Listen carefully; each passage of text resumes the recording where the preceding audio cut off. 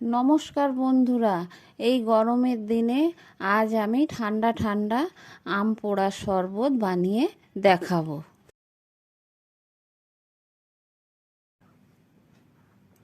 আম পোড়ার শরবত বানানোর জন্য আমি এখানে দুটো কাঁচা আম নিয়েছি।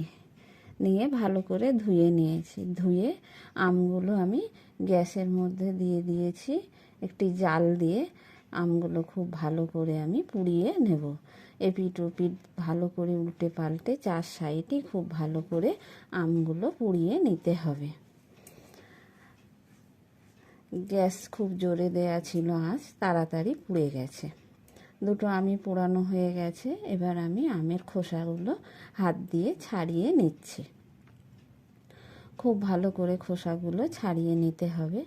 ছাড়ানো হয়ে গেছে। এবার আমের শাঁসটা আমি বার করে নেব, আঠিটা ফেলে দেব।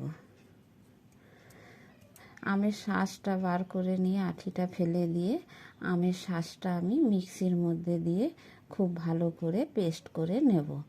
হাত দিয়ে ভালো করে জল দিয়ে গুলে নিয়েও শাঁসটা ছাঁকনি দিয়ে ছেঁকে নেওয়া যায়, কিন্তু অনেকটা শাঁস থেকে যায়। কিন্তু মিক্সিতে পেস্ট করে নিলে এটা পুরোটাই পাওয়া যায়।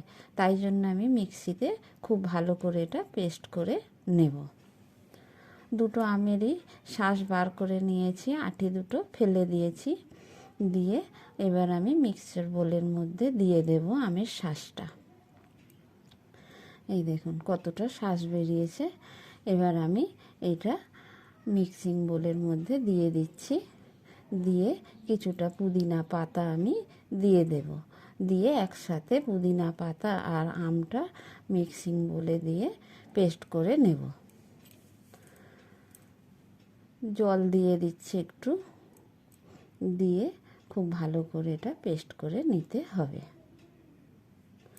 পেস্ট করা হয়ে গেছে। এই দেখুন কত স্মুথভাবে পেস্ট হয়েছে, এটা একটুও দানা ভাব নেই। এবার এটা আমি ছাঁকনির সাহায্যে খুব ভালো করে ছেঁকে নেব।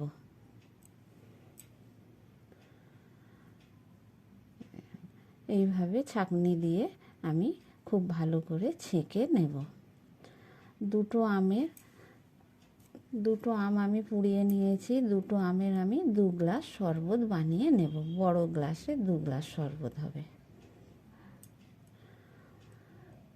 এই দেখুন এইভাবে ছেঁকে নিতে হবে আমটাকে।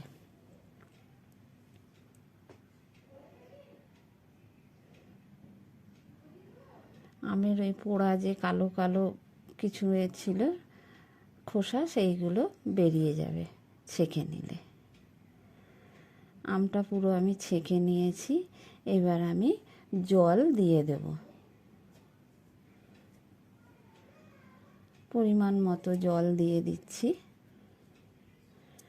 দিয়ে আমি এবার স্বাদ মতো মিষ্টি দিয়ে দেব।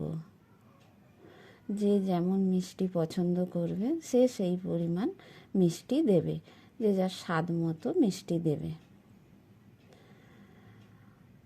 আমি এখানে 3 চামচ চিনি দিয়ে দিয়েছি। দিয়ে ভালো করে চামচ দিয়ে আমি চিনিটা গুলিয়ে নেব।